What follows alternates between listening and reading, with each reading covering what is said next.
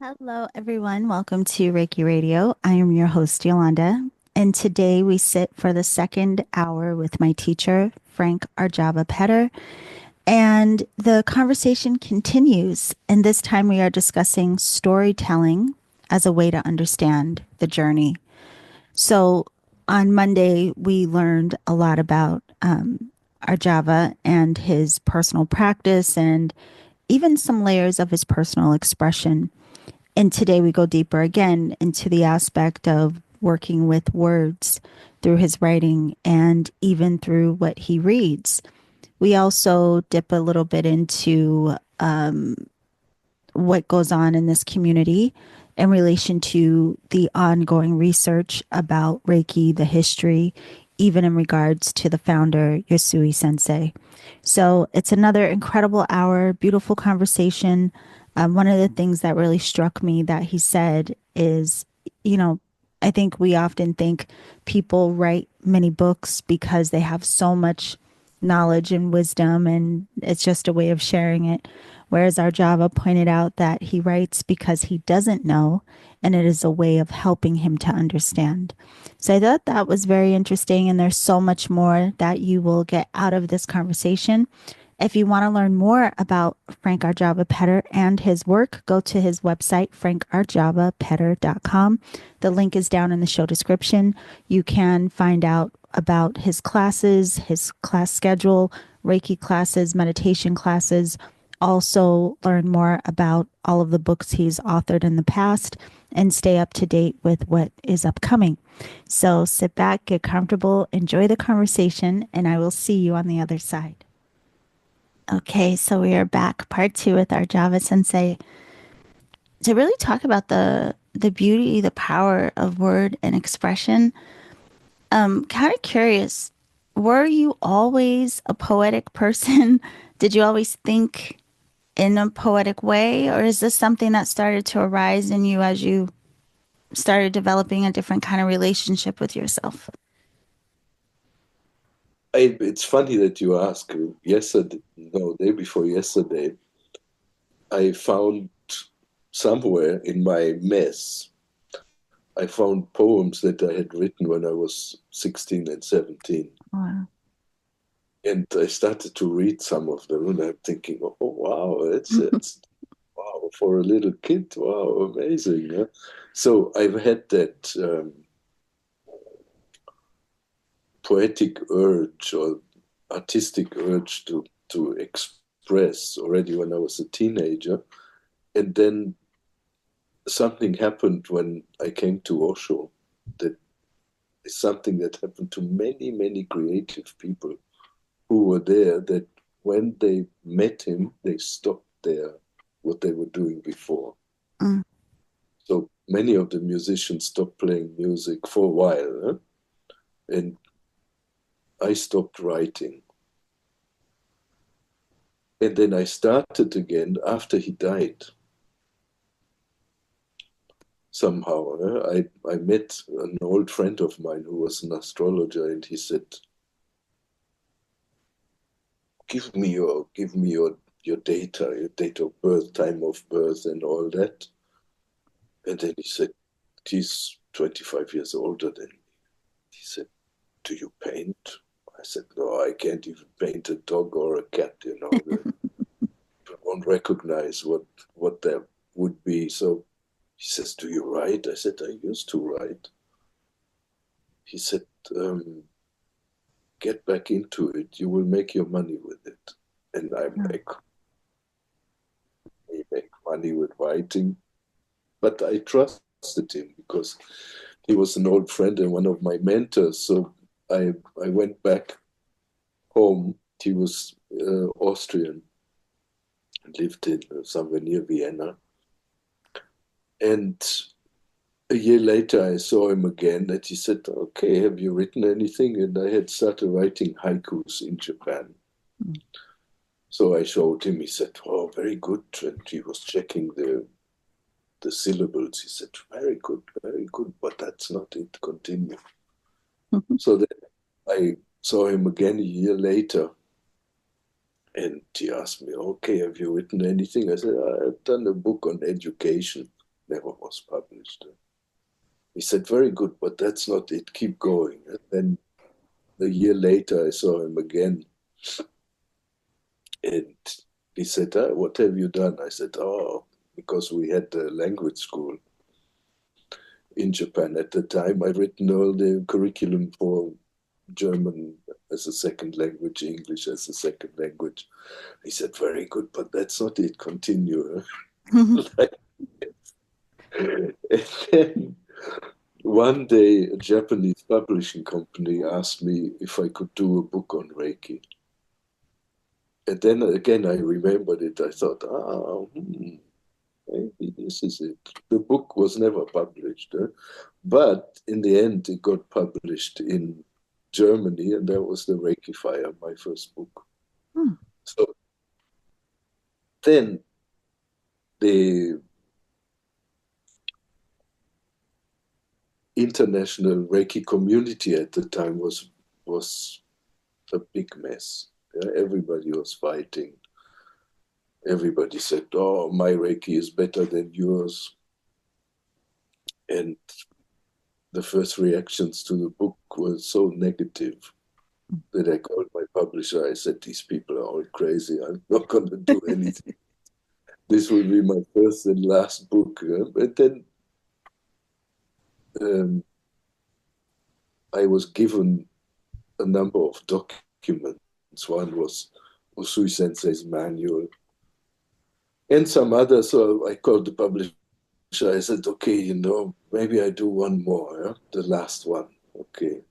And then after that was finished, again, I got some more information from the Usui Association. I called the publisher. I said, okay, one more. And it's been going on since 1996 now, always Wow. one more, one more, one more, one more. And we ended up with, I think, 9 books on Reiki. Wow. When I had written the Reiki Fire, of course, the people who didn't like it, they screamed the loudest, but there were lots of people also who enjoyed it, and they started inviting me to teach all over the place. So I've taught in the US, all over Europe, in Australia, in New Zealand, in Africa, in Asia, literally everywhere. Yeah. So I started to fly a lot. And then when you sit there on the plane, okay, you watch a movie, maybe watch another movie, but then you get bored. I started to read a lot on planes, but also you can't read for 12 hours or so. Okay, I gotta use this time creatively. Why not? There's no phone, no disturbance. So maybe I can start to write something. And I trained myself like Pavlov's dog, when the bell rings, the saliva. Myself that when the fasten seatbelt sign goes off, to write a text that I can finish on that particular flight. Oh. And after 20 years of doing that, I had several hundred short stories and lots of poetry. And during COVID, I was sitting at home because I didn't do online teaching, and I still don't, and I'm not going to do online teaching either because Yeah. I just want to touch people. So I thought, okay, now I have some time off. What can I do? And then I thought, I never had the time to weave all the text, the poetry into books. Yeah. It was so many texts, thousands of pages. So during the COVID times, I then sat down and thought about how I can find texts that are relevant one another, and the result was so far five books of poetry, and soon we'll have 2 volumes of short stories, and then maybe 3 books of haikus. So there's a lot of material, and the creative writing, really, this is my thing. I Mm-hmm. love it. This is because that is totally myself. Yeah. And, and if anybody wants to get to know me a little bit better, read some of the poetry. That there you really find me in it. Yeah. Full. I love that. I just love it. And Well, this, it's the way that I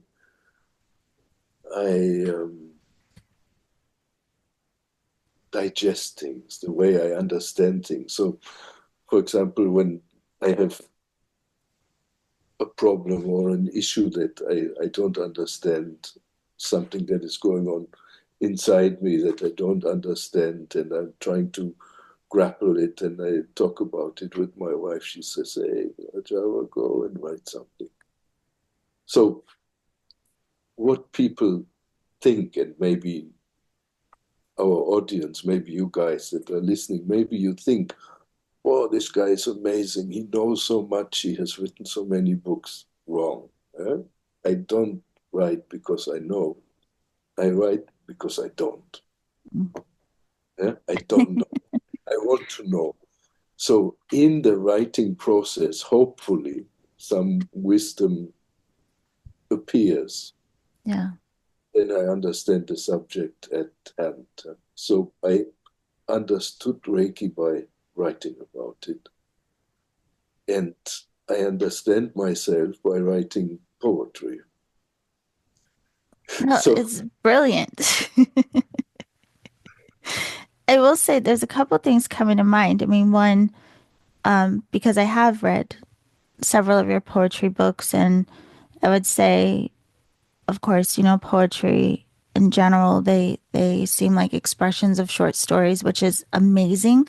Like how much can be captured in such a like few words in comparison to what we would think of as stories. Poems are so powerful in that they don't it doesn't matter the length. They tap into our emotion. And so they seem like a whole experience in of themselves. And you are a beautiful writer. But I'm also curious about the languages that you write in. And the reason is because even when you started talking about, you know, writing and all the different iterations, it also dawned on me you speak several languages. So you already have like this interesting relationship to word in different dialects. Do you write your poetry in different languages? And if you do, does it have a different feel or texture since some things don't translate the same? absolutely. So I think there's a Greek proverb that says something like, "In every language that I speak, I have a different character." Ah, I always had the idea of writing a poem or a short story about the same subject in a different language, or in several different languages. I've never done it, but I've noticed that then when I speak German, it's different than when I speak Japanese or English or Greek or whatever. yeah. I have a special relationship with words. It's not only the words, it's also with meter, with rhythm. So when I write, I actually pronounce when I've written something, I read it out loud in my head because it has to have rhythm, Yeah. a certain meter. And before we talked today, I sent you an email with the question about something, Yes. about rhythm. So words, rhythm, images. interwoven in this. So the poetry that I write, the short stories that I write, are all about evoking images in the mind of the reader. Right. And it's perhaps tempting to try to figure out what I mean, but that's difficult, I think. So I write about images that will do something in the reader, so they will find their own meaning in what I write. It's maybe not necessarily mine. I remember once I published some haikus in Japan in a Japanese English language newspaper, and somebody did a review on that and told the readers what the author had meant when he wrote this or that. I was just sitting there laughing, going like, "Oh my God, you have no idea what's going on in my heart and mind." Yeah. So what I usually do is I have some kind of image, and then I try to put that in words somehow. Yeah. See, It's but interesting because reading your words, I mean, obviously it's going to automatically provoke an image. We will start to imagine what it is that we're reading. But listening to you say this, it's like poetry, in a sense, is like a limitless canvas because you could give one of your books, one of your poems to five of us, and we will all have different imagery, even to the point of who tried to translate your words, right? And so it's interesting too that depending on our filters and what our experiences have been, we can all feel the story differently, translate it so differently. It really is like this, it's incredible when you think about just just word in relationship to us and story in relationship to us. yeah, it's magic. It's really Yeah. magic. It's a magic. And the way I write is I often listen to music while I write, but only really two or three artists. Yeah. My favorite is Leonard Cohen. I listen to Leonard Cohen, and he's so inspiring to me, Mm. and I can write.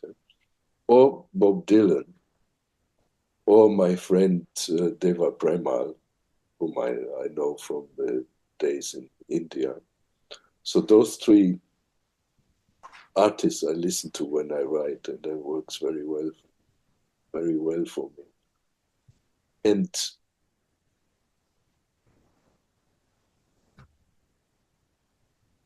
I love this space, this creative space, when you have no idea what comes next. Yes.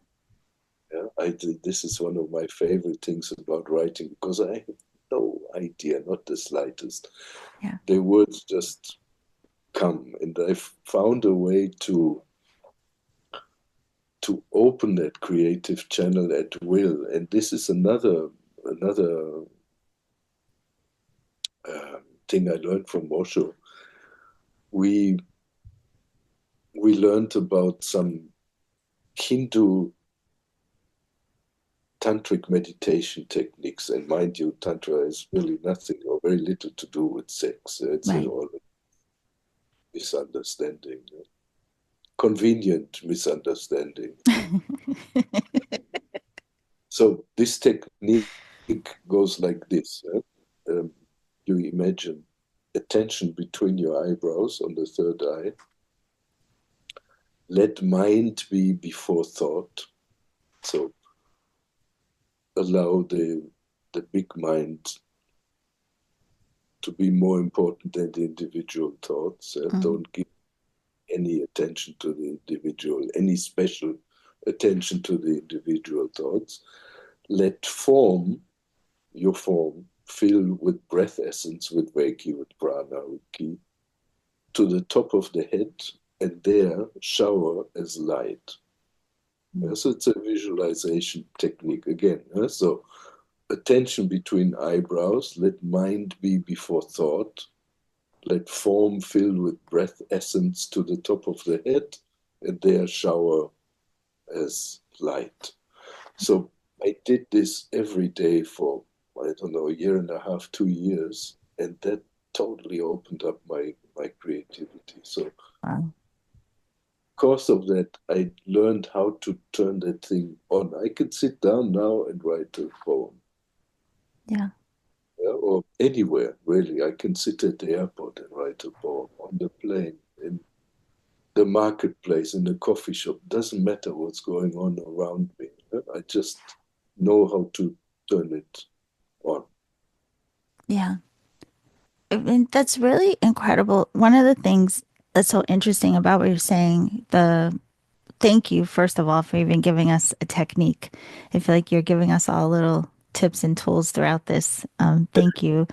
But you also mentioned listening to certain music, and I used to do the same. You know this. People listening don't know because I don't talk about it on the podcast, but I also used to write poetry, and it's interesting.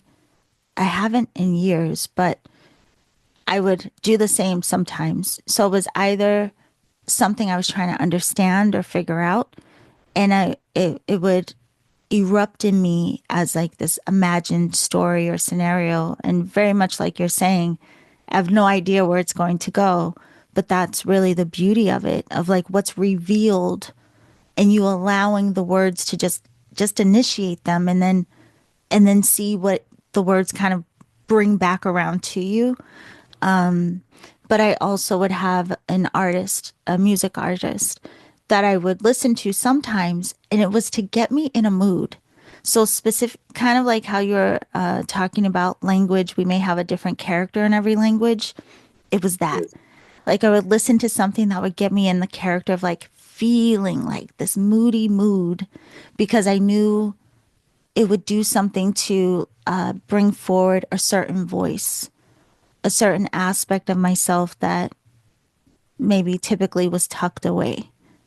So it's very interesting what you're saying. You've been thinking about because how all of this work, energy work, meditation, all the things, they give us a lens into these layers of who am I. But in the same beautiful way, so does writing.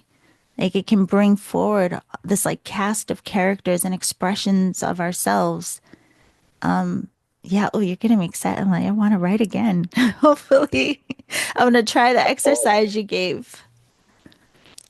It's fun. I started writing a new text a few days ago, and I thought it's going to be a short text, maybe 2, 3 pages or something. And now I realize it's going to get big, yeah? Yeah. And make turn into a whole book. And I think this will be the first time that I write a poetry book in one stretch. Yeah. Like I've never done this. I've always taken text from here to there and put them together and then added some more things. But this one, I think, will be that one I will write from the beginning to the end in one piece. And I love it. And you know what the what really helps me when writing is that when I start, I know that it's done. Yes. I already know it's done, yeah, Wow. because it's done. So I don't have any stress at all. I never had writer's block or anything because it's done. The Yeah. project is. There's a story about this sculpture where they ask him, I don't know, I think comes from a Christian mystic. They are asking him, how do you make this beautiful sculpture out of a piece of marble? And he says, I just have to remove the excess, the junk, She's already in there. And that's the way I write. I know it's done, and I just have to remove the garbage. Yeah. Nice, nice It is process. nice. Uh, it's really fun. You know, it's Then, also interesting. It reminds me of like, you know how we say like when we're laying hands, there's a this experience of directing our mind and being in relationship to whatever it is that we are touching. Listening to you say this, it sounds like your words are the same. Like the words in poetry and stories, they can be this way of sharing a touch. You know what I mean? Like it's a way, it's an extension of whatever that expression is. And then when it's handed over to another person, now they're feeling that touch. It just feels like a shared experience of like a universal expression. Yeah, I have a nice memory of this. Many years ago, I don't know if you know, I besides the Reiki and meditation, I also do practice and teach family constellations, which is systemic family therapy, was created by a German ex-priest turned therapist, Bert Hellinger, and I used to organize groups for him Mm. in Japan. So I got to know him really well. We worked closely together for many years. And one of the highlights was always after his workshops, we were sitting in his hotel room. And he says, Arjava, have you written anything? Read to me. Yeah? And I was reading poetries and short stories to him. And we were in Japan, I think in Kyoto it was, Kyoto or Tokyo. And he said, Arjava, this is your thing. He said, stop the Reiki. Just do this. Your stories touch the soul of the readers. Yeah? Your poetry touches something Yeah. that this is your real skill. Yeah, do it. But I cannot live from writing poetry. And also, I don't want to do only that, because I I like the creative process on my own in my living room here or wherever I am in my little poetry capsule, Yeah. but also need the meeting with people, Right. and that I get from the Reiki work. But in the end, whatever I do is really just an excuse, just an be with people, Yes. Yeah. yeah, Yeah. and to mirror each other and to see who am I, what's going on inside, and how can I find myself? Even that, does that, it's interesting because even though we're talking about things, it seems to be outside of Reiki, but it feels like all of these are expressions of the way life illuminates for you. Just just all of these different ways that life illuminates for you. But thinking of that, do they tend to intertwine? Like, do you ever say in classes or certain shared spaces, do a lot of inspirations come from that? Or is it more, do you focus on just whatever your inner processes may be? Yeah, it's more like that. I have themes. Yeah, I'm a very habitual person. So maybe sometime I read only Rumi, Mm. yeah, for months maybe.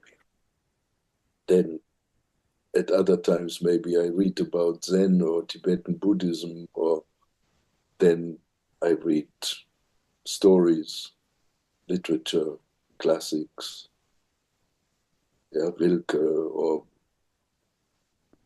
Hermann Hesse or Goethe or something like that. So it that of course brings something in motion inside, yeah? Yeah. Creates inside. And then usually it's life that presents me with questions. with issues.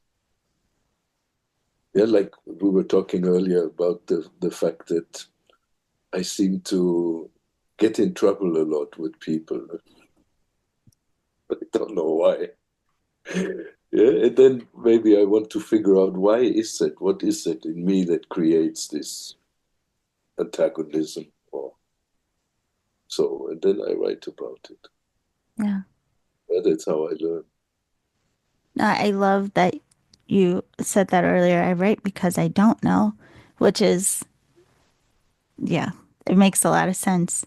But speaking of that, just like taking a quick pivot back to the other kind of writing you do, because I know we don't have you all day. You are very well known for the books that you have written about Reiki, as you mentioned. It seemed like you were kind of following the breadcrumbs of what you were presented with, and then you would write based on these different historical documents.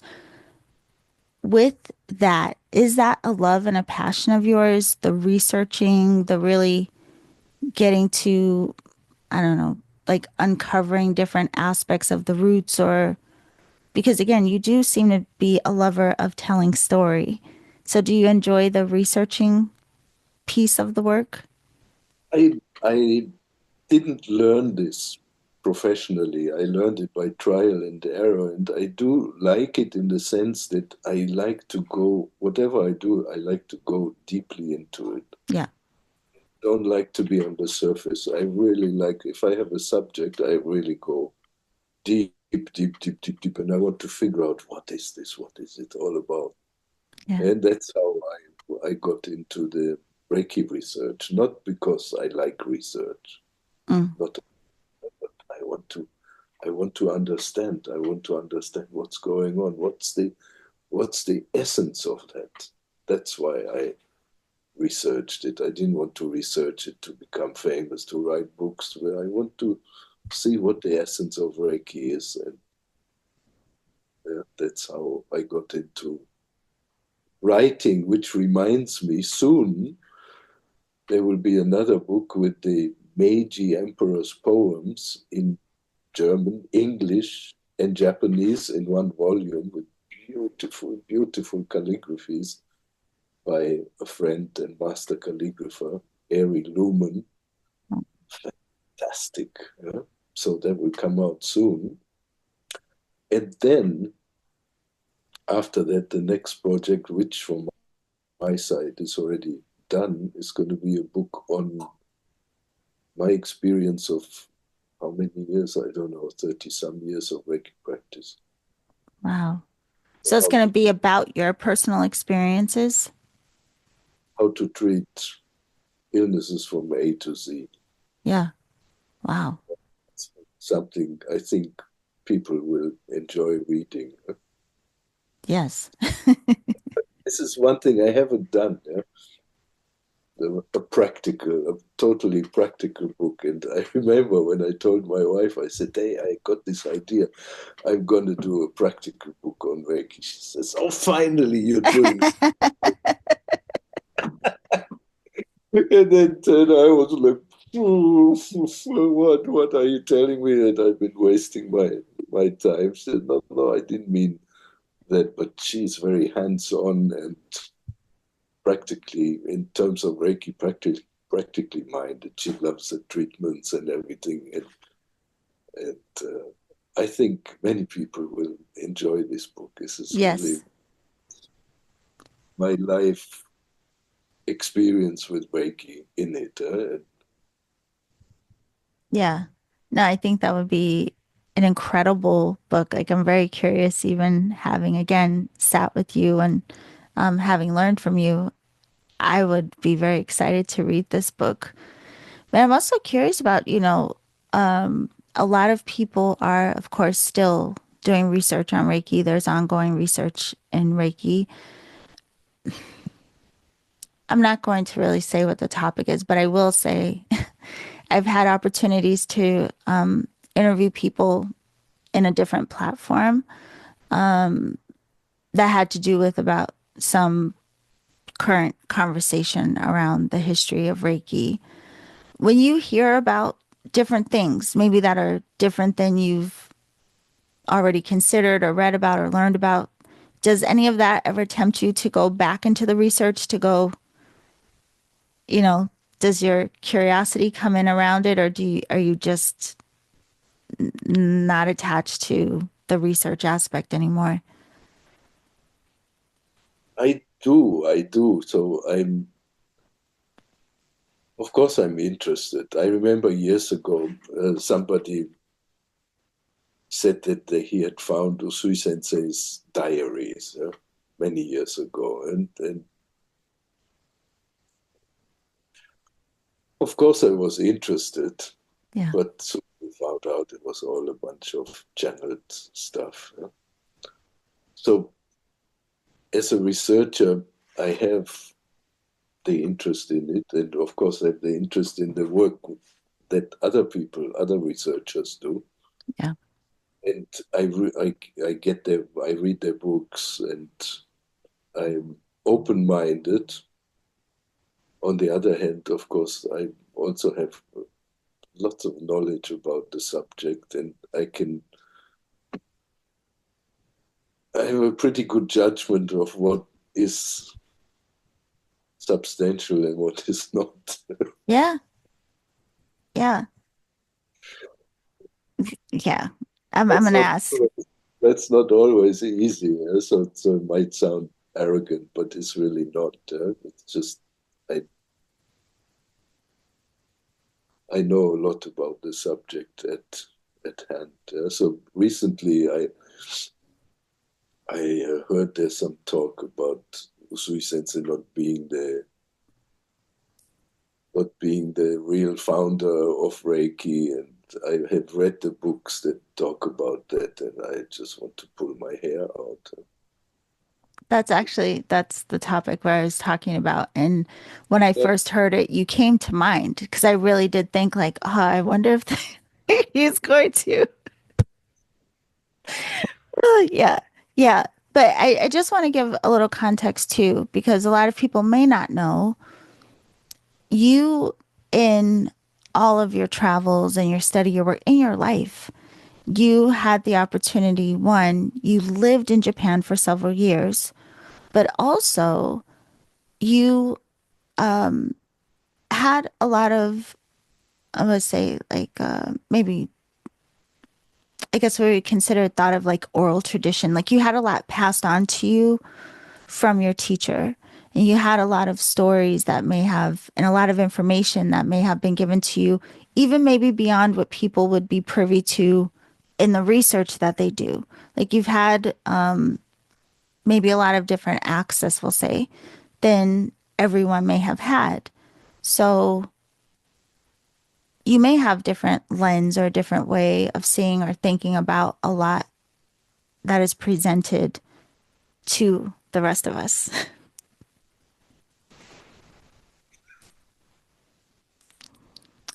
Is that the way to say it? Yes? yeah, you could say that. Yes. Yeah. Yeah, it's tricky. It's really tricky. It sounds arrogant maybe when I judge other people's work. So I often keep quiet. Yeah. Yeah. So that's why I'm saying it this way. I think you just may have a different lens than a lot of us may have. Like, even for myself, if I were inclined to do some research independently on Yusui Sensei and Reiki, I mean, to be quite honest, I would come to you because of the extensive knowledge and background that you have. Even if I found something that seemed to be new, I would still want to like cross reference, have discussion, these kinds of things. So I don't think it's arrogant. I think you just have a different lens and, whatever. But I was just curious of what does come out now more in the current times, if it ever makes you curious enough to go, let me go examine this, let me go check out, Yeah, yeah, what absolutely. people are talking about. Absolutely, I do. And I think the more we know about Usui Sensei, about his life, about his work, the more we know, the better it is for all of us. Right. So when somebody comes out with some new information, they got my interest. Yeah? I want to know about it. I study it. I consider it. Yeah. That's what I was curious about, honestly. Like that part, yeah, whenever I hear something new, I always wonder, like, I wonder if our Java sensei is going to look into this or at least curious about it. But yeah, it's Al- also, oh, go ahead, please. Always, always. Yeah? It's not, I don't think that I'm the only person who has the real, Right. Yeah. real understanding. And I'm not like that, not at all. Yeah? I'm always happy to read other people's thoughts about Reiki, and when people do research, I'm very interested. Huh? Yeah. Well, I think it's an interesting thing too, because it is continuing to evolve. And there's so much we, won't know or learn directly from Yasui Sensei's mouth. But it is amazing that people are continuing to find information or still researching and putting puzzle pieces together. Yeah, it's interesting. But I wanted to ask you one more thing before this hour goes, and it is related to Reiki. I was telling you prior to us recording that for some reason you have come to mind so much recently about. I say it's like something I learned from you that you didn't even say out loud. But whenever you're sitting, the majority of the time your hand is on the hara on your lower dandian.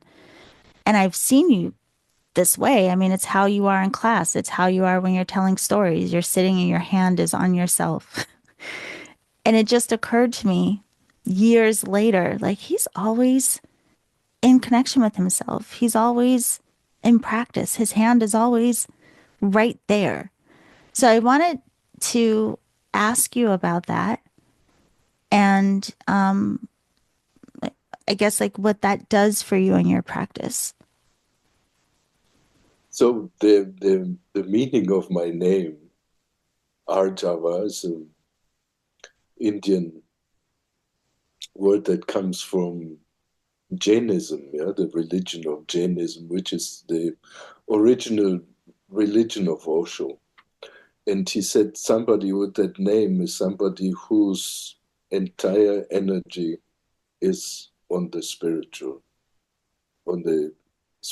path, yeah, and Mm, who's like a straight line, yeah, no deviation, but straight for that. Yeah? So I practice all day long. yeah. Just because I don't know what I'm doing, I practice. I practice. I practice. This is my practice. Yeah, I stay with myself. I'm aware of my breathing. I pay attention to my breathing, to my thoughts. Yeah, this is what I do all day long. And in a Reiki class, of course, in that environment, in that kind of meditative environment, it's easy to do. So when you see me in the class, you probably think, wow, that guy is amazing. He's always in his center. Okay, there it's easy. But I Mm, also have a life. I have kids and I have issues that shake me up. So I'm not always completely connected. Yeah? But yeah. that's my practice. That's what I do, and I aim at that, at being present, at being here and now, and conscious, loving, kind. That's a job. This is what I do Yeah. every time when I remember it. And there are, of course, also times when I forget. Well, it makes a difference because then, of course, after it came to mind, I started playing with it. And so even just the initial time, it was, I was thinking of it and I put my hand and I took a breath and I thought, oh. And even when I started, focusing on other things, my mind never left where my hand was. So while I was able to do other things or hold a conversation, my mind was still very focused on where my hand was, right? And so it just made me kind of like laugh at the brilliance of the simplicity. And again, how many years ago that I saw you do this again and again and again. And it just now occurred to me like anything you're doing, just sit and have your hand, just, yeah. But it does make a difference. The Reiki is really amazing. Usui Sensei was a genius. It's so simple that any of us can practice as we are. Right. As we are. We don't need to be different. We don't need to follow that carrot, that imaginary carrot that we have hung in front of our own nose. Hmm. We can just practice as we are. As we are is perfect. And the Reiki brings that home very beautifully. I love that. Great Yeah. practice. And there you go with another one of your beautiful teachings.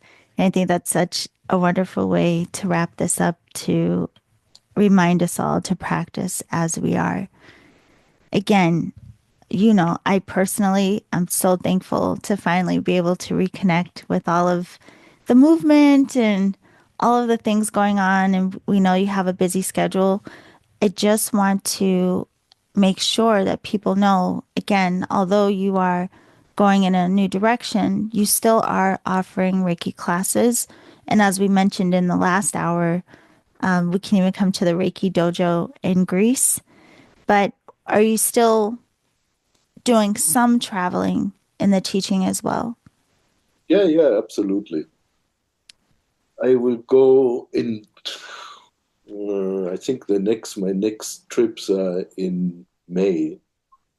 I will go to Italy to teach meditation there. Then I will go to Canada, to Quebec, teach Reiki there. And then where else am I going? To Germany and to New Zealand and Portugal. Yeah, Yeah. So, yeah, I'm going traveling. a lot of different options to still get to sit with you and learn with you. So, just so everyone knows, of course, it's in the show description as well, but to see your schedule and to be able to register for the meditation or Reiki classes, both, we can go to frankarjavapetter.com. And of course, it's in the show description. You can also see more about the books and everything that you have put to pen. There was something else. Oh, the family constellations. I've only heard of it because I saw it on your site before, but I have no idea what that is. So, can I just ask you really quickly, is that something that you offer? Is it a session or what is that? Yeah, this is not something we can talk about so quickly. Maybe Okay. to make it short is that the idea of the family constellations is that everybody carries within themselves an image of their family Mm, and the family dynamics. Yeah? So you think that you're close to your mom, but not so close to your dad. Your sister is closer to your dad, like that. Yeah? yeah. Then what we do is we do a seminar with, let's say, 20 participants. And when one of us says, okay, I want to take a look at my family, then they will choose out of the group members that represent their family members. They take somebody to represent your mom, somebody to be your dad, your brother, but only the immediate family. And then they place them in the room in spatial relationship to one another. So if you think you're close to your mom, you would put the representative for your mom close to the representative for you. Mm, And if you think not so close to your dad, you will put them further apart, but you don't sculpt them. yeah. We step back and then the magical thing that happens is that these people start to feel the emotions that your actual family members feel. Wow. And that is because you bring a blueprint of your family to the space. And that starts to live. And it's really incredible, huh? What happens. Real deep healing happens, even though, and especially because the people who represent your family members don't know them. They have no idea. And suddenly you see some guy starting to talk like your dad or like your mom. It's Yeah. really spooky. It's amazing, amazing, very, very beautiful work. It just reminds me of how, we often talk about, like, even like we talk about oneness and, you know, um, dissolving those illusions of duality. But basically, even with what you describe, it's like also highlighting how everything is within this field of consciousness. Like everything is in this one field. And so, of course, if what we direct our minds to, we can access the information that is already present within this field.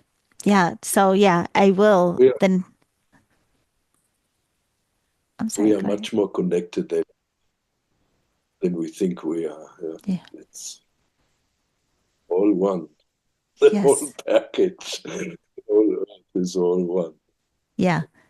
And we have these interesting experiences that give us evidence if we're paying attention, if we really pay attention. I have to say, it has been incredible to see you again after so long. But also in these last 2 hours, learning so much about you has been incredible. So I thank you for sharing in the ways that you have.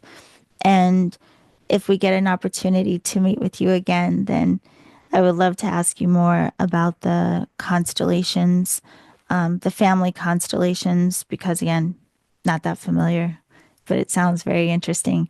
And everyone else, go to frankarjavapetter.com for more information about classes and books and just to learn more about our wonderful teacher. So thank you for taking the time today. Thank you.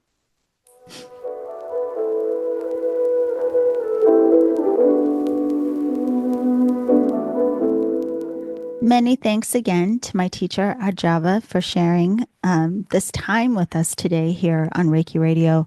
And hopefully you caught it in the first episode as well as this one. He shared techniques with us that were passed on to him from his teacher, Osho. So if you didn't catch it, you might want to go back and listen again and play with it, practice, see how these different techniques and practices support you in any way. I always say the best thing about this work is you never know what it will open you up to or what you'll come to know and understand unless you give yourself the experience. So don't forget that those little nuggets were embedded within the conversations. And we have one more hour with my dear teacher, Arjava. So on Friday, if you join us, we will be going into another layer of conversation, which was very interesting. Interesting way to wrap this up. We talk about using the foundations of different systems and practices to just open us up to the greater mysteries of what all of this work is pointing to. It was a very interesting conversation. So I hope you'll tune in Friday for that hour with Arjava. And until then, don't forget you can learn more about his work and his classes. Go to his website, frankarjavapetter.com. If you want to learn more about me and my work, go to theenergeticalchemist.com. Have a wonderful day. Thank you for being here. And remember to always journey in love.